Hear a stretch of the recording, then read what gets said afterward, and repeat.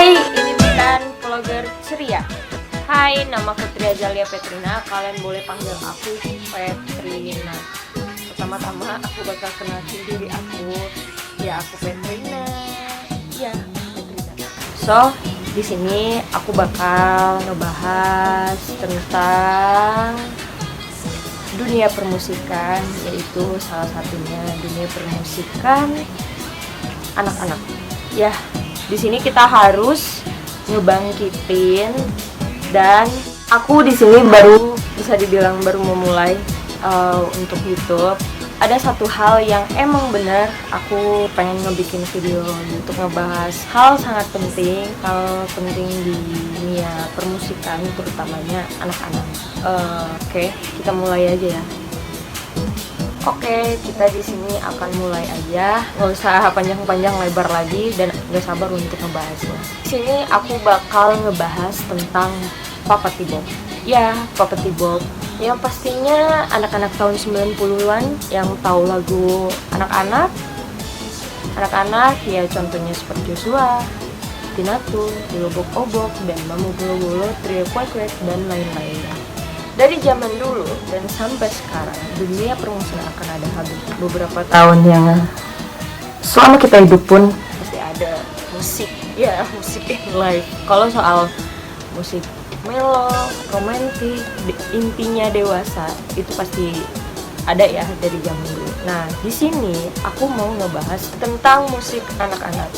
Pada zamannya sekarang, anak-anak milenial, anak-anak zaman sekarang itu bisa dibilang mereka nggak tahu apa itu lagu-lagu anak-anak seperti Tina Toon, Bolo-Bolo, Joshua, Obok-Obok. Gak usah jauh-jauh deh, saudara.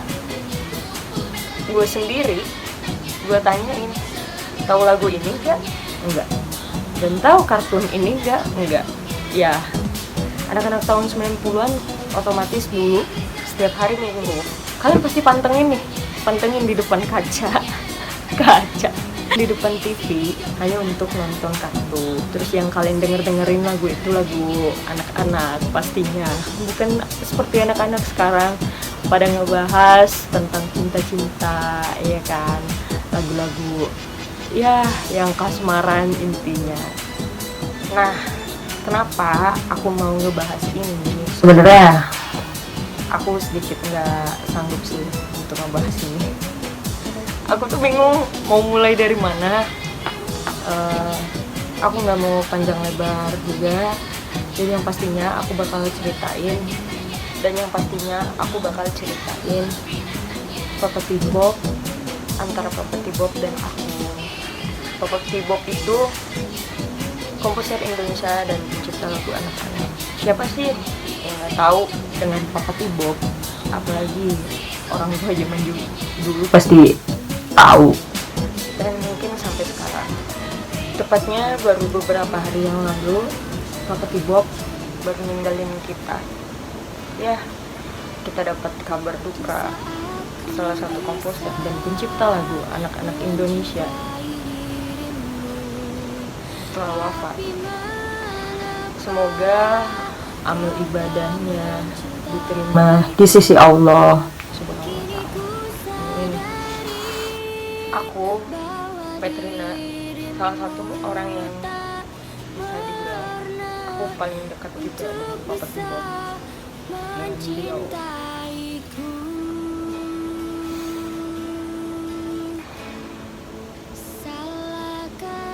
aku kenal dengan almarhum dari tahun 2000, bisa dibilang sekitar tahun 2009-an. Iya, aku ketemu di Jakarta, dan waktu itu ada salah satu ajang yang aku ikuti, dan akhirnya aku dipertemukan dengan Papa T-Bob. So, pas aku kenal dengan almarhum, aku diajak untuk rekaman lagu, dan dia nyiptain lagu untuk aku. Jujur sangat Jujur, aku sangat tidak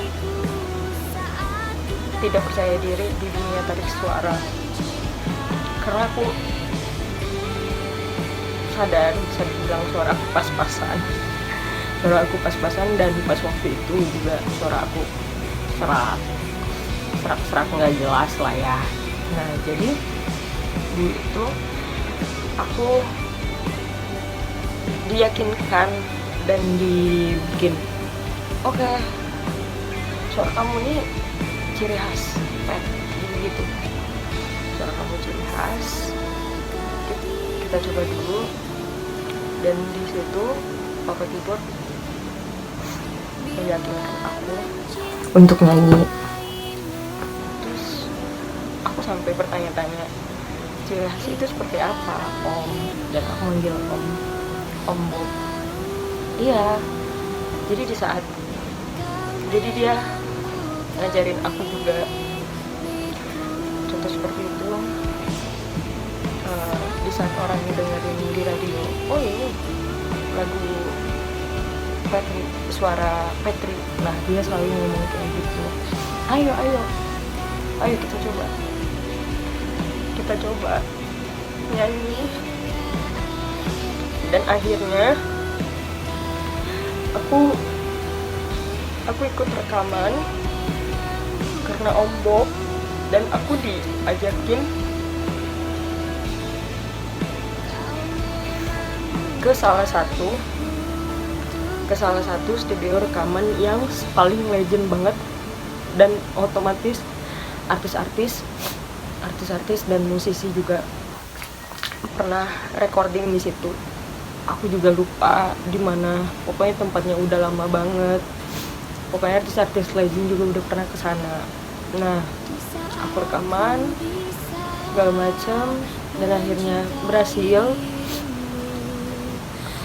Next time, kalau nggak salah, belum sekitar sebulan 2 bulan setelah recording, Papa Keyboard ini ngajakin aku untuk syuting video klip di Bogor, Ciawi, tahun 2010 kalau nggak salah ya. Dan recording itu 2009 akhir mungkin. Aku juga udah lama banget. Dan akhirnya aku ke Bogor, Ciawi. Aku shoot bareng anak-anak sekolah. Jadi syutingnya itu di salah satu SMP di Bogor, Ciawi. Lalu next, aku emang nggak tahu mau diapain itu lagu. Dan akhirnya Om Bob ngusahain, ini gimana lagu, kita harus gimana, bla bla segala macam. Dan akhirnya aku promo di Pekanbaru, ya bisa dibilang promo kecil-kecilan. Dan zaman dulu itu kan masih lewat TV daerah dan radio. Terus setelah itu Papa Keyboard nyuruh aku bikin satu album. Dan akhirnya pas tahun 2011 kalau nggak salah, dia ngebikinin album itu ada sekitar 5. Jadi di situ ada musik genre musik jazz kayak akustik gitu, mellow, terus ngebeat. Jadi aku ngerasa senang banget gitu dibikinin lagu sama salah satu komposer Indonesia.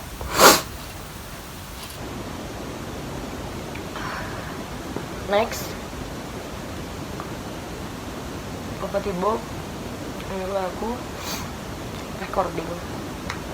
Setelah recording, aku langsung bikin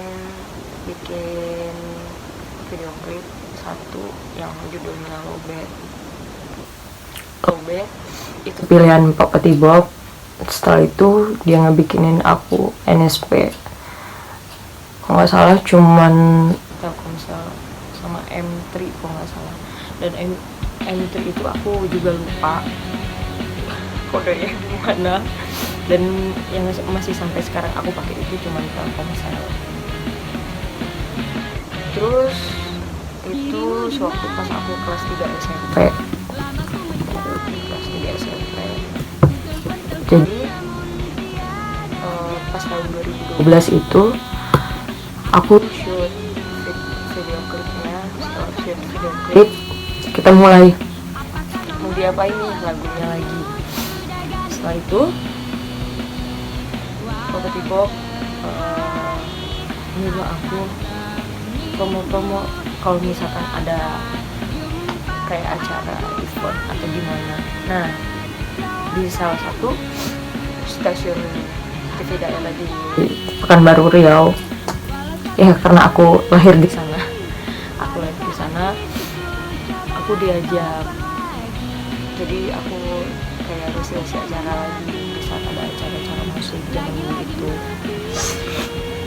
Terus aku juga ngepromoin lagu. Nah, waktu pas tahun 2012 juga aku nggak salah, Papa T-Bob itu ngadain acara kayak memperingati hari kesehatan gitu, dan dia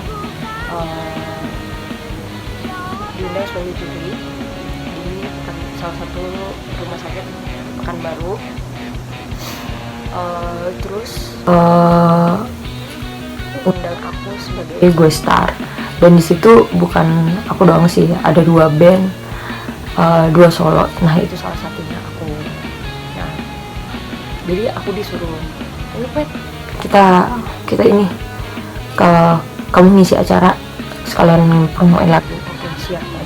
Aku cuma ngikutin arahan, dan aku juga di satu sisi nganggap Om Bob itu bukan sekedar hanya partner kerja aja, tapi dia juga bisa dibilang saudara jauh aku.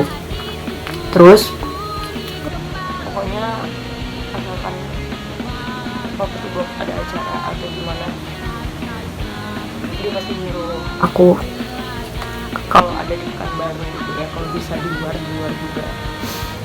Ya, acara itu seperti acara anak-anak sama remaja. Nah, jadi remajanya kayak dibatasin gitu kan, kayak misalkan kita sampai 13, 14 gitu. Terus waktu pas acara itu acara anak-anak kayak lomba mewarnai kayak ya kayak gitu, ngedance gitu, tapi khusus anak-anak doang. Makanya di jurinya itu Papa T-Bob. Aku senang banget sih bisa dikenalin dengan musik seperti itu. Suatu pas udah kelar itu posisinya aku lagi SMP udah mau akhir. Waktu itu sempat aku diajak sama Papa T-Bob itu ke inbox SCTV, dan dulu masih ada inbox SCTV kayak dahsyat RCTI gitu, kayak siaran musik gitu kan, setiap pagi ada dulu itu. Dan sekarang sayang banget ya udah nggak ada. Jadi waktu pas Papa T-Bob ngajakin aku ke inbox itu bentrok banget dengan aku ujian nasional SMP. Pokoknya di situ aku ngerasa sedih banget. Aku nggak bisa ikut, dan mau nggak mau aku harus ngikutin apa kata papa aku. Papa aku ya ngasih pilihan sekolah atau nyanyi, sekolah atau karir. Ya maksudnya itu sekolah dulu atau karir, mau nanti udah ada nama kepala tamatan SD kayak gitu, sambil joking gitu sama aku. Dan setelah itu aku kepaksa, aku batalin dan aku tolak juga yang tawaran Property Book itu. Om Bob itu, lalu aku nggak tahu, ngerasa kayak, duh, kapan nih kesempatan ada lagi, kapan nih bisa kayak gini lagi. Nah, terus pas aku udah fokus itu, aku masuk ke SMA. Aku pikir pas aku masuk SMA itu bakal bisa aku lanjutin lagi. Dan akhirnya papa aku nyuruh fokus sekolah dulu. Kalau udah selesai sekolah terserah mau dilanjutin lagi atau enggak.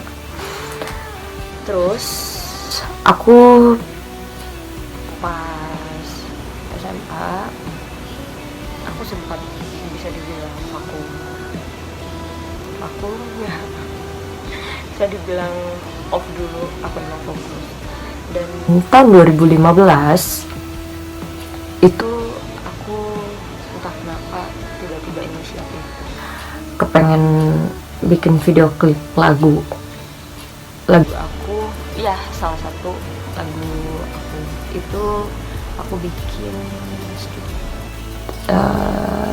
ada 3 video klip dan aku shoot sewaktu pas di luar kota Sumatera Barat. Aku shoot itu emang aku udah izin sama Om Bob, Om Petri mau shoot nih, boleh nggak Petri shoot sendiri gitu. Kebetulan ada fotografer, dan kebetulan juga waktu itu aku lagi ikut sama abang aku yang kedua, kakakku, kakak laki-laki aku lagi pre-wedding kakakku yang kedua itu. Nah, jadi kebetulan apa namanya, ada kakakku juga yang bisa kayak fotografer gitu. Nah, dan aku langsung ngajakin dia, ayo kita bikin. Nah, semuanya saya emang senang banget kan, ayo gitu. Nah, terus lanjut bikin video clip. Ada lagu aku 3 yang jelas, yang sama judulnya Salahkah, nanti aku masukin Salahkah, sama yang lagu aku musiknya akustik gitu, judulnya Sambut Cintaku, dan yang satu lagi jazz yang judul Sedang Jatuh Cinta. Nah, itu favorit teman-teman aku. Pokoknya yang tahu aja deh pasti bakal bilang pada suka yang lagu musik jazz gitu. Next, setelah itu Papa tiba ketemu aku lagi di Bandung. Itu pas tahun 2016, aku kebetulan di Bandung, dia lagi ada acara musik juga. Kayaknya sih dianya entah jadi juri lagi atau gimana pokoknya event. Nah, jadi aku ketemu dan akhirnya si Papa tiba melihat hasil videonya. Oh ya bagus, gini kata gitu. Yaudah ntar kita promoin bla bla bla. Dan sempat waktu pas Papa tiba ada ketemu lagi sama aku itu tahun 2016 nggak tahu 2017, itu kita sempet ngebahas waktu pas Papa tiba mau bikin lagu save lagu anak, dan itu otomatis dia kayak ngebantu lagu anak tadi dong. Dan di situ udah dirilis lagunya, terus kue susah Joshua, Natin, semuanya ada. Pokoknya yang lagu-lagu zaman dulu itu penyanyinya ada semua di video itu. Nah, terus jadi waktu pas ngebahas itu, nah aku langsung ngomong waktu pas kita lagi kebetulan Papa tiba lagi di Pekanbaru. Terus aku bilang, gimana nih Om, biar deh Petri nyanyi gitu. Nah, aku semangat nih. Jadi semangatnya dari diri aku itu mikir, wah kayaknya seru banget nih kalau misalkan emang bener ngebangkitin lagu anak-anak lagi.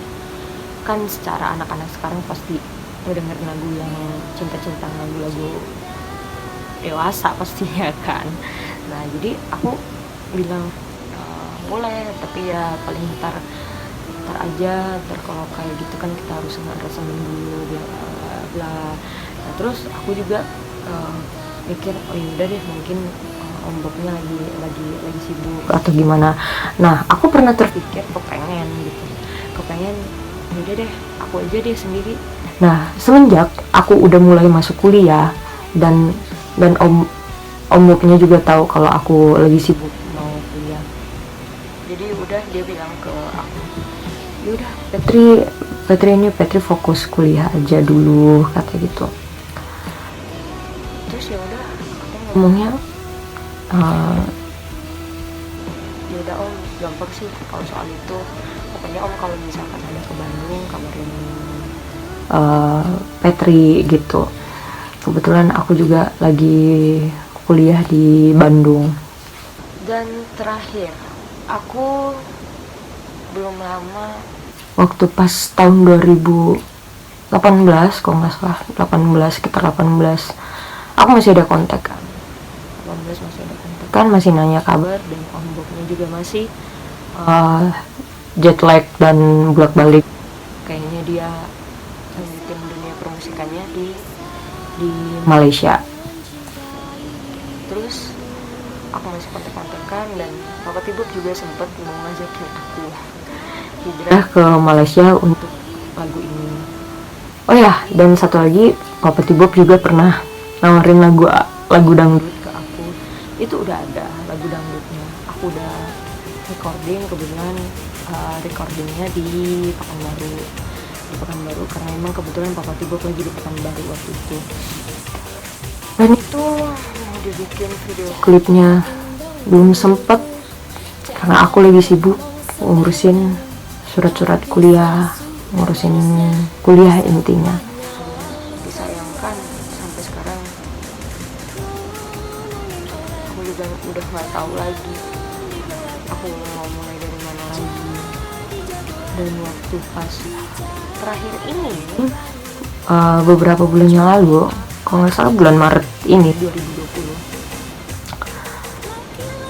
aku dapat berita dia sakit, dan itu masih di rumah sakit, jadi rawat rumah sakit. Dan aku juga bilang kalau aku sering ke Jakarta dan aku pengen banget ketemu sama Papa Tibok, dan waktu itu waktunya emang belum sempat.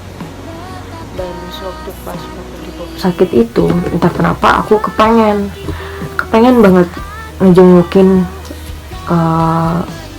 dia ke rumah sakit. Tapi waktu aku mau ke Jakarta itu belum tahu kapan lagi.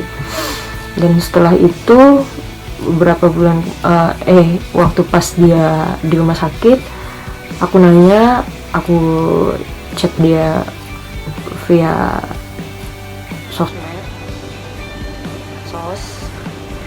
aku nanya, Om kenapa Om gini, terus dia bilang, iya Pet, Om lagi dirawat, doain ya. Iya Om, siap, semuanya pasti bakal baik-baik. Dan aku cuma ngomong gitu. Terus Om tiba-tiba waktu pas sebelumnya dia ngirimin foto aku sama dia yang kita berdua. Dia tiba-tiba ngirimin itu Petri masih unyu-unyu, dan aku kaget. Tumben Om Bob ngechat aku tiba-tiba kayak gitu. Terus dengan bercandanya aku ngejawab, ya udah Om, kalau dulu masih imut, sekarang apa? Aku ngomong itu, dan ternyata setelah itu dia ngomong, kirimin video Petri yang lagu itu via WA. Oke, aku kirimin,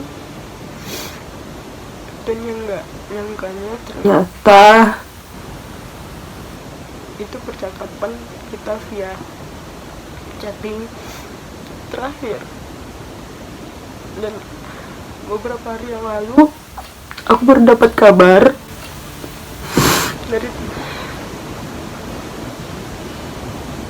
dari medsos itu tiba-tiba udah nggak ada.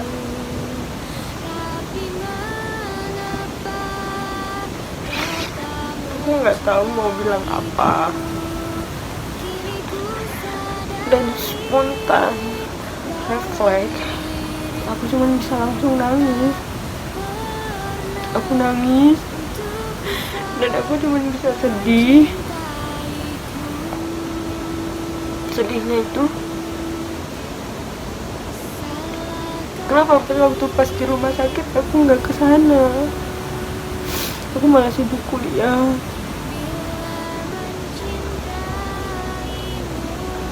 Dan yang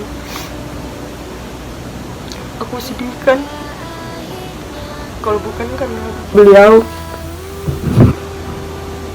kalau bukan karena almarhum, aku nggak akan bisa punya lagu, aku nggak akan bisa punya album, dan aku nggak akan bisa nyanyi percaya diri di depan orang-orang banyak. Dan aku juga udah dianggap sebagai anaknya. Jujur, aku ngerasa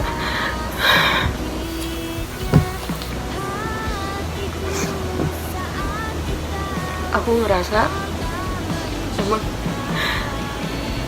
di antara nyesel nggak tahu gimana.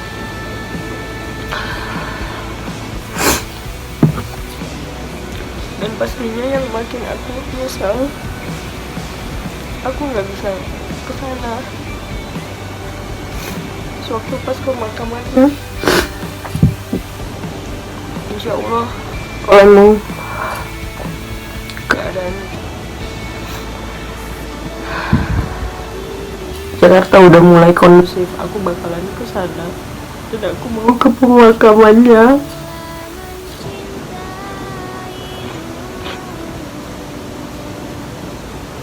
Dan waktu pas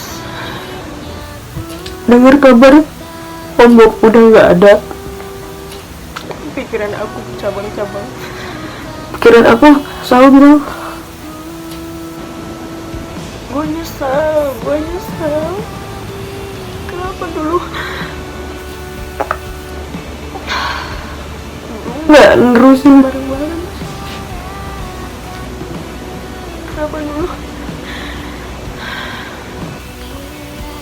ngikutin apa kata Om Bob?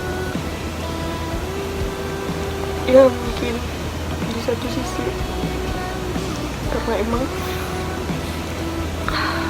orang tua aku pengennya aku tamat sekolah dulu, fokus di sekolah dulu, bukan karir.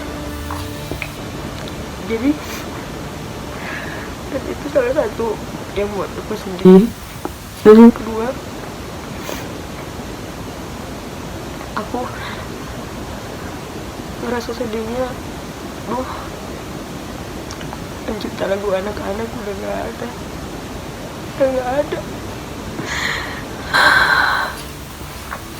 Aku ngerasa kepengen ngebangkitin lagi, tapi aku bingung mulai dari mana. Dan ada salah satu, saya bilang, teman kakak aku di kampus, dia pantomim Indonesia. Aku habis chattingan sama dia dan dia ngebangkitin aku, dan dia nyuruh aku, ayo kamu bisa dengan cara kamu ngeposting karya-karyanya almarhum, karya-karyanya Papa Bob. udah salah satu tanda terima kasih kamu. Terus dia bilang ke aku dan dia nyemangatin aku. Berarti almarhum dengan secara verbal, verbalnya nyuruh aku untuk balik ke dunia tarik suara. Dan aku cuma bisa nangis, aku cuma bisa ngebaca, aku cuma bisa nangis.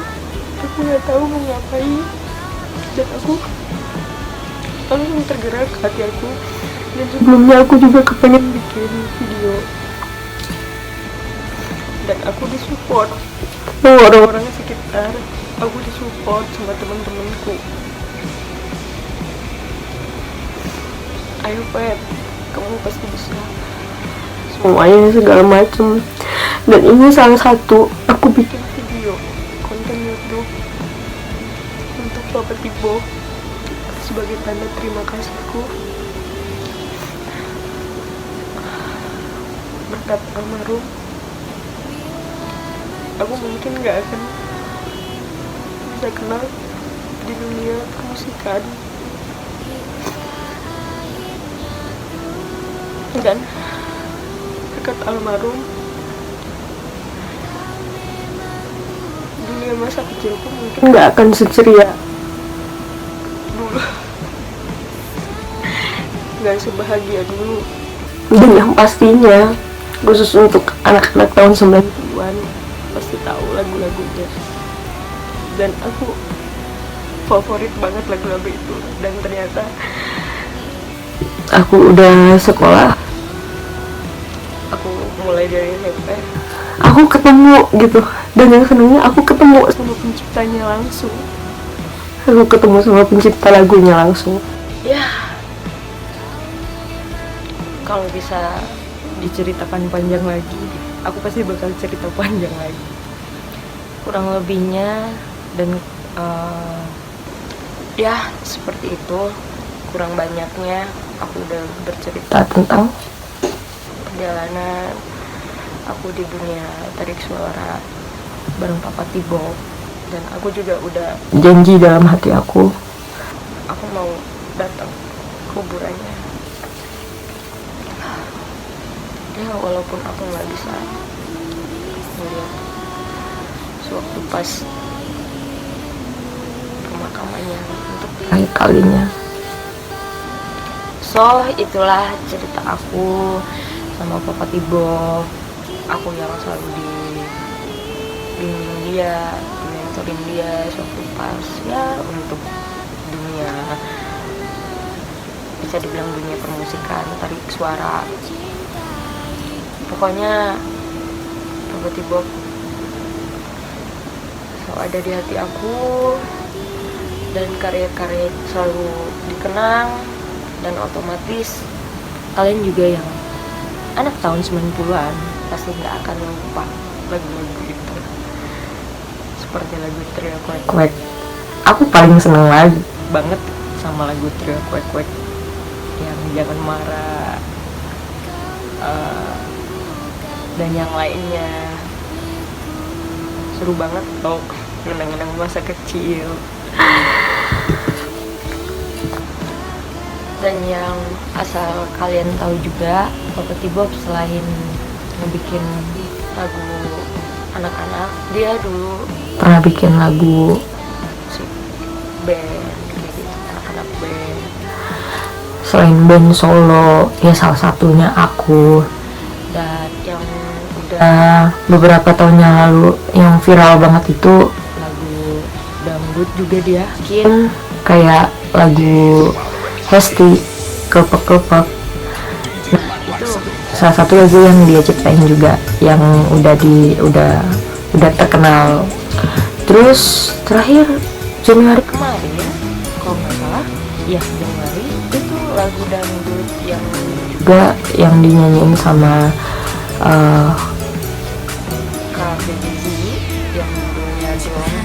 Nah, itu aku suka banget juga dengerin lagu itu. Dan Ya mungkin itu terakhir lagu yang diciptakan.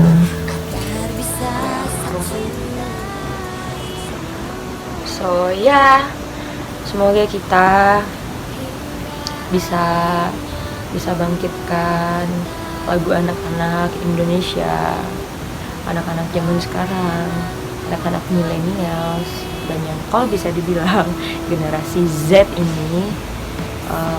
Siapa lagi kalau bukan kita semua yang untuk membangkitkan musik-musik dan lagu-lagu anak-anak Indonesia ini. Ya bukan untuk di Indonesia aja sih ya, semuanya.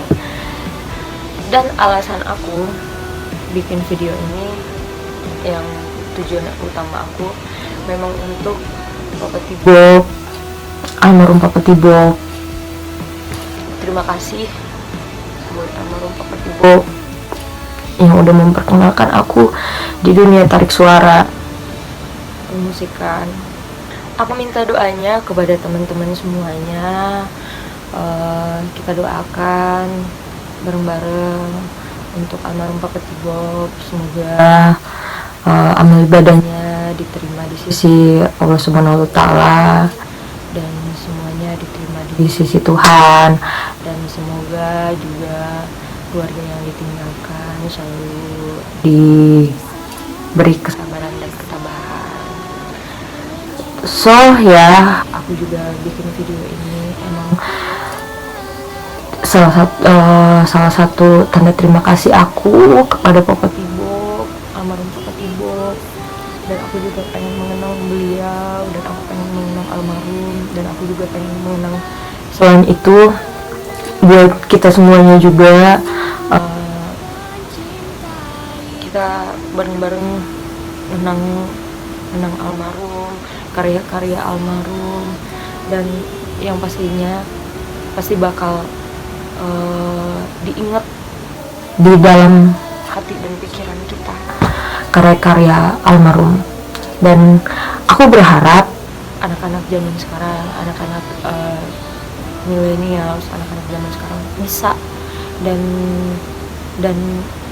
bisa ngembangin lagu anak-anak juga. Ya maksudnya bukan lagu-lagu dewasa gitu. Dan otomatis aku juga bakalan pamit. Terima kasih untuk kalian yang udah nonton video ini. Aku harap kalian bisa lebih tahu dan kenal Papa T-Bob itu siapa, dan aku harap pastinya kalian tidak akan pernah lupa. Ya, kurang banyaknya sepertinya aku bakalan cerita sampai di sini, dan aku harap kalian suka tentang cerita aku mengenang almarhum Papa T-Bob, dan yang pastinya mengenang masa-masa kecil kita yang anak tahun 90-an. Dan so ya, jangan lupa di like, comment, subscribe YouTube channel aku yang baru perdana ini, dan jangan lupa di share ke teman-teman kalian. Bisa berbagi, dan yang pastinya bukan vlogger ceria, iya ndak? Oke, bye-bye.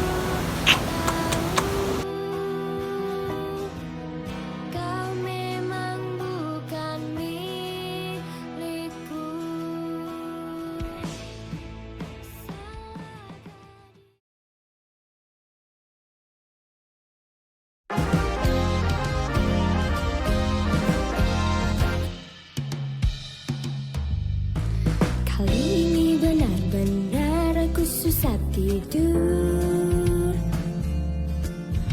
Kali ini benar-benar aku tak enak makan. Apakah ini namanya sedang jatuh cinta? Ataukah rasa ini harus ku diam?